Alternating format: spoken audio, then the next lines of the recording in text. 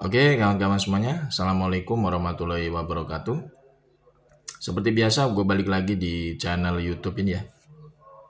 Oke, untuk kesempatan kali ini gue ingin sedikit membahas ini ya. Ada berita kelanjutan dari Sylvester Pekok ya, yang menjadi penjilat Mukidi, secara khusus menjadi penjilat komisaris lah ya. Yang sebenarnya saat ini itu statusnya sudah menjadi narapidana gitu ya. Karena apa? Karena sudah istilahnya putusan vonis pengadilan dari Mahkamah Agung itu sudah menyatakan Sylvester Pokok ini bersalah karena melakukan yang namanya fitnah terhadap Yusuf Kala gitu ya. Dan putusan inkrahnya itu sudah lama pada tahun 2019 sebenarnya. Nah, ini kan berarti kan sudah 6 tahun berjalan ya. Sylvester Pokok ini belum juga menjalani hukuman penjara selama 1 tahun 6 bulan berdasarkan vonis dari Mahkamah Agung ya. Nah, ini kan sebenarnya kan sangat ironis ya. Kita mendengar berita kelanjutannya ini sebenarnya tidak ada perkembangan apapun dari pihak kejaksaan. Jadi pihak Kejaksaan Agung sampai detik ini tuh belum membawa Sylvester Pokok ini ke penjara atau ke lapas atau ke Hotel Prodeo ya. Karena sampai detik ini ya justru malah Sylvester Pokok ini tidak muncul sama sekali batang hidungnya. Jadi Sylvester Pokok ini ternyata kabur ngumpet gitu loh. Dia istilahnya tuh ibaratnya sering mengintimidasi masyarakat gitu ya, menakut-nakuti masyarakat gitu ya. Tapi ternyata dia malah yang menjadi apa? Sosok yang pengecut gitu ya. Ini sangat memalukan orang seperti ini. Dan rata-rata memang kelakuan dari ternaknya Mukidi itu seperti ini, kelakuannya sangat memalukan ya. Jadi ini sebenarnya apa namanya kalau misalkan pihak kejaksaan ini tidak segera ya, tidak segera membawa atau istilahnya menjemput ya si siapa namanya Sylvester Pokok ini untuk dimasukkan ke penjara, ini nanti dikhawatirkan ya nanti masyarakat itu bisa mengambil apa namanya pengadilannya sendiri ya di jalan kan berbahaya nih menurut gua. Karena banyak sekali masyarakat itu yang udah muak seperti ya apa namanya banyak sekali masyarakat yang udah muak kepada Sylvester Pokok ini.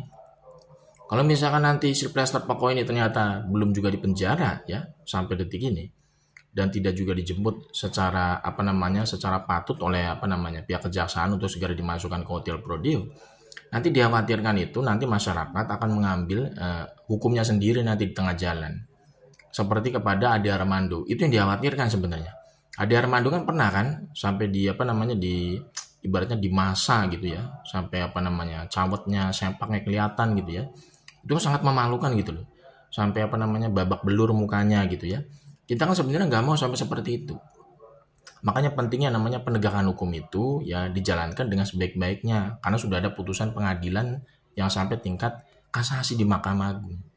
Kalau misalkan nanti ya pihak Kejaksaan Agung itu tidak istilahnya segera ya membawa atau menjemput si Sylvester Pokok ini ke Hotel Prodeo, itu nanti nasibnya si Sylvester Pokok ini bisa jadi seperti Ade Armando ya.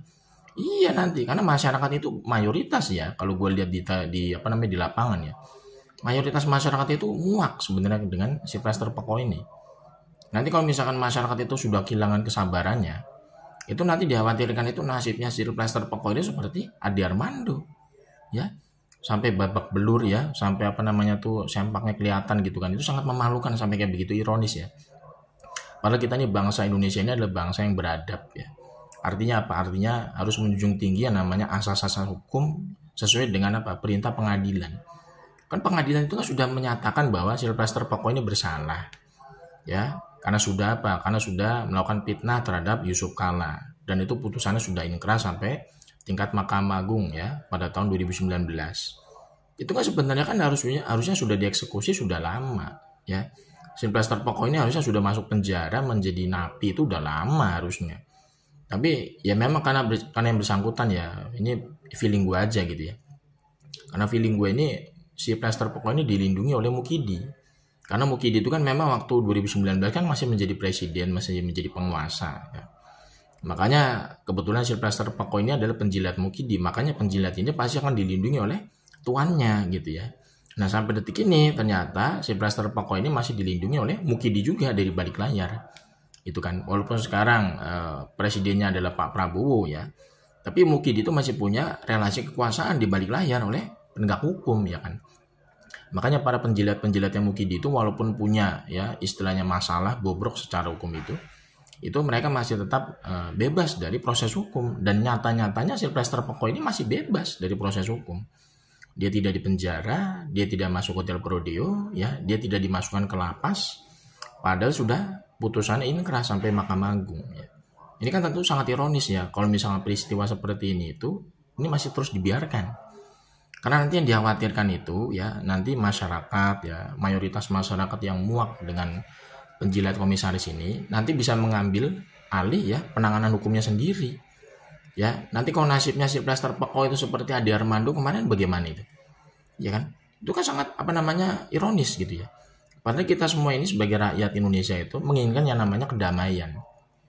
Menginginkan namanya kedamaian, ya proses hukum itu yang beradab gitu ya. Lewat apa? Lewat jalur putusan pengadilan. Gitu loh. Jadi misalkan ada mekanisme pengadilan yang sudah berkekuatan hukum tetap sampai inkrah di Mahkamah Agung, ya dilaksanakan. Jadi jangan sampai putusan pengadilan yang sudah berkekuatan hukum tetap itu dipermainkan gitu loh. Itu kan harusnya dilaksanakan oleh pihak kejaksaan, karena jaksa itu kan menjadi menjadi alat untuk melegitimasi proses penegakan hukum ya berdasarkan keputusan dari pengadilan. Nggak boleh itu pihak kejaksaan agung itu ya istilahnya berlama-lama untuk mengeksekusi si Sylvester Peko ini gitu loh. Karena nanti dikhawatirkan ya Sylvester Peko ini bisa aja kabur ya. Bisa aja nasibnya nanti seperti Ade Armando. Kalau misalkan masyarakat itu udah kehabisan kesabaran gitu loh ya. Untuk melihat kepongahan dan kesombongan dari penjilat komisaris ini yang masih dilindungi oleh Mukidi Peko dari balik layar begitu.